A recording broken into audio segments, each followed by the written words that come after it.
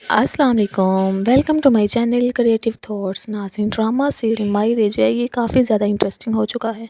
پہلے تو اس ڈرامے میں جو ہے ظہیر کی وجہ سے گھر میں رونق اور خوشیاں رہتی تھی، لیکن جیسے ہی ظہیر کی موت کے بعد تو جیسے گھر میں سناٹا چھا گیا ہے۔ ہر کوئی اپنا حصہ لینے کی بات کرتا ہے اور الگ ہونا چاہتا ہے۔ حبیب نے تو ایسے آنکھیں پھیری ہے جیسے ظہیر کے گھر والے تو اس کے کچھ لگتے ہی نہیں ہیں۔ وہ تو اپنے بیوی بچوں کی اب ذرا بھی پرواہ نہیں کرتا۔ پہلے تو چلو ظہیر بھائی کے ڈر کی وجہ سے وہ ان سے تھوڑی بہت بات چیت کر لیتا تھا۔ دوسری طرف آپ لوگوں دیکھیں گے کہ کیسے جو اینی ہے اتنی چھوٹی عمر میں ماں بننے والی ہے، تو ڈاکٹر ان سے کہتا ہے کہ آپ لوگوں کو پتہ نہیں تھا کہ یہ اتنی کم عمر کی ہے اور یہ ماں بننے والی ہے۔ میں تو آپ لوگوں کو پڑھی لکھی فیملی سمجھتی تھی، لیکن آپ لوگوں نے تو حد ہی کر دی۔ یہ باتیں سب سن کر فاخر جو ہے اس سے شرمندگی کا باعث بنتا ہے اور فاخر کو کافی زیادہ شرم آتی ہے۔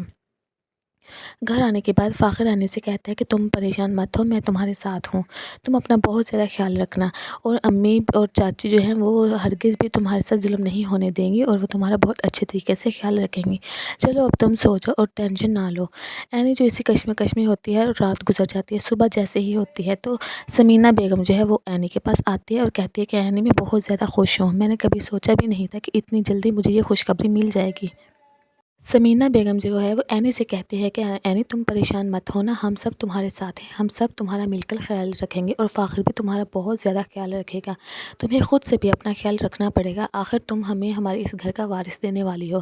آج اگر تمہارے تایا ابو زندہ ہوتے تو وہ بھی یہ خبر سن کر بہت زیادہ خوش ہوتے، وہ اس خوشی میں بھولے نہ سماتے۔ ہمیں بہت شوق تھا کہ ہمارے گھر ایک اور اولاد ہوتی، لیکن نہیں تھی، لیکن چلو اب اللہ نے تمہاری جو گود ہے وہ ہری کر دی ہے، تو تم ہمیں اب مایوس مت کرنا اور اپنا بہت زیادہ خیال رکھنا۔ یعنی اپنی تائی امی کی بس باتیں سن کر خاموش ہے اور ان کا منہ دیکھی جا رہی ہے۔ اینی اب اس وجہ سے پریشان ہے کہ میری پڑھائی کا بہت زیادہ خرچ ہوگا، پہلے ہی شادی کی وجہ سے میرا جو خواب تھا پڑھنے کا وہ کمپلیٹ نہیں ہو رہا، اور اب بچہ ہونے والا ہے تو اب میں کیسے پڑھوں گی۔ بس جو اینی ہے اب اسی کشمکش میں وہ گم ہے۔ دوسری طرف جو رحیلہ ہے اس نے عائشہ کا جینا حرام کر دیا ہے۔ عائشہ جو ہے اب وہ بھی یہ سمجھنے لگ چکی ہے کہ میں اس گھر میں صرف ایک نکرانے کی حیثیت سے ہی ہوں، میری اس گھر میں کوئی وقت نہیں ہے۔ رحیلہ اسے بات بات پر یہی جتا رہی ہے کہ تم حبیب کی بیوی ہو، تو اگر حبیب جو ہے اس جو کاروبار میں ہے اس میں دونوں کا برابر حصہ تھا، ظہیر بھائی کا اور حبیب کا، اور تم یہاں نکرانیوں کی طرح کیوں کام کرتی ہو، تم بھی اپنی ٹھاٹ باٹ کے ساتھ یہاں رہو۔ تو جو عائشہ ہے وہ رحیلہ سے کہتی ہے کہ تم اپنی فضول باتیں اپنے پاس رکھو، میرا دماغ خراب نہ کرو، میرے پاس پہلے ہی گھر کے بہت کام ہے کرنے والے۔ تو رحیلہ اسے کہتی ہے کہ جاؤ بھائی، یہاں تو سمجھانے کا کوئی زمانہ ہی نہیں ہے، اگر تم نہیں سمجھنا چاہتی تو بس ٹھیک ہے، جیسے تمہاری مرضی، کرو نکرانیوں والے کام، مجھے کیا ہے۔ وہ بس اسے دو چار باتیں سنا کر وہاں سے چلی جاتی ہے۔ ہیلا کہتی ہے کہ عائشہ ذرا اس بات پر تم غور کرنا کہ تم اس گھر میں کس حیثیت سے رہ رہی ہو، تم واقعی نکرانی ہو۔ تو عائشہ جو ہے وہ اب اس بات پر واقعی غور کر رہی، کیونکہ عائشہ بھی گھر کے کام جو کر کر کے وہ بالکل تھک چکی ہے، اور اب عائشہ گھر میں جب اپنے روم میں آتی ہے اور وہ اینی کے بارے میں سوچتے ہوئے کہتی ہے کہ میں اینی کے ساتھ یہ ظلم نہیں ہونے دوں گی۔ پہلے تو چلو اینی اکیلی تھی، اب اس کے ساتھ ایک جان ہے۔ اینی جو ہے وہ اپنے لیے جوس بنا رہی ہوتی ہے اور وہ یہی کشمکش میں مبتلا ہے کہ اب میں کیسے آگے پڑھوں گی۔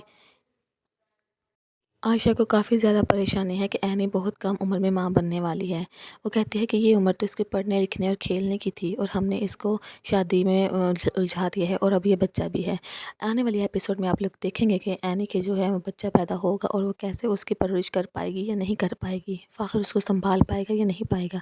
اب تو اینی کو اپنا اور بھی زیادہ خیال رکھنا پڑے گا، کیونکہ اب تو وہ ایک بچے کو بھی پیدا کرنے والی ہے۔ دوسری طرف جو رحیلہ ہے وہ مسلسل حبیب کا جو دماغ خراب کر رہی ہے، اسے کہہ رہی ہے کہ تم اپنا حصہ کیوں نہیں لیتے، تم اپنا کاروبار میں سے اپنا حصہ لو۔ تو وہ کہتا ہے کہ میں تو حیران ہوں کہ ماں نے میرا جو حصہ تھا وہ بھی سمینہ اور فاخر کے نام کیسے کر دیا۔ ساری زندگی ظہیر بھائی نے جو ہے مجھے جوتے کی نوک پر رکھا ہے، اور اب ان کے مرنے کے بعد میں نے سوچا کہ جو کچھ بھی ہے وہ مجھے مل جائے گا، لیکن میری ماں نے ہی میرا جو ہے وہ سب کچھ ختم کر دیا اور وہ اپنی بہو اور پوتے کو دے دیا۔ تو رحیلہ کہتی ہے کہ اماں آپ کی بہت سیانی تھی، اس لیے انہیں پتہ تھا کہ بعد میں یہ سب کچھ ہوگا، تو انہوں نے پہلے ہی جو بھی سمینہ کا اور فاخر کا حصہ بنتا تھا ان کو دے دیا، تاکہ ان کے بعد میں کوئی بھی ان کے خلاف نہ اٹھے۔ दूसरी तरफ जो रहीला है वो हबीब का दिमाग ख़राब कर रही है कि आप ऑफ़िस में जाएं और जाकर भाभी से बात करें और उन्हें कहें कि आप घर को संभालें, मैं कारोबार को संभालूंगा। वैसे भी ये जो कारोबार है ये ज़हीर भाई और हम दोनों ने ही बनाया था। तो वो कहता है कि तुम पागल तो नहीं हो गई हो, तुम्हें क्या लगता है कि अब समीना भाभी मुझ पर एतबार कर लेगी? तो वो कहती है कि एक दफ़ा आप जाएँ तो सही, आप ना जो कारोबार में आप ऐसे मसले पैदा कर दें कि जो समीना भाभी की समझ से बाहर हो जाएँ। वो घरेलू ख़तून हैं, उन्हें क्या पता कारोबार के बारे में। तो वो बस ऐसे ही करते हैं और वो जाता है और जाकर वो अपने भाभी से बात करता है। तो दूसरी तरफ जो फ़ाखर है और समीना है वो भी यही सोच रहे हैं कि हबीब को दोबारा वापस काम पर बुला लिया जाए। क्या पता जो हबीब ने गलतियाँ की हैं वो सुधर चुका हो, लेकिन उन्हें ये नहीं पता कि हबीब अब उनकी जो जड़ें हैं वो काट रहा है। वो इस कारोबार को फुल नुकसान पहुँचाने पर तुला हुआ है। हबीब तो हबीब, फराज भी इस कारोबार को हथियाने के चक्कर में है। बस वो यही अब सोच रहे हैं कि इस कारोबार को कैसे आगे बढ़ाया जाए। वो आसमीना बेगम कहती है कि मैं तुम्हारे बाप की ये सारी ज़िंदगी की जो जमा पूंजी इस कारोबार में लगाई है, मैं इसको ज़ाया नहीं जाने दूँगी। और ये उनका ख्वाब था, ये उनका जो कारोबार है ये उनका ख्वाब था। और मैं हरगिज़ भी नहीं चाहूँगी कि किसी भी के आने से इस कारोबार में फ़र्क पड़े। और मैं इस कारोबार को ऊपर तक लेके जाने के लिए मुझे जितनी भी मेहनत करनी पड़े मैं करूँगी। आने वाली एपिसोड में क्या होने जा रहा है देखने के लिए मेरे चैनल को सब्सक्राइब, लाइक एंड शेयर करें और बेल आइकन को भी लाजमी प्रेस करें ताकि मेरी आने वाली हर नई वीडियोस आप तक बआसानी पहुंचती रहे। शुक्रिया।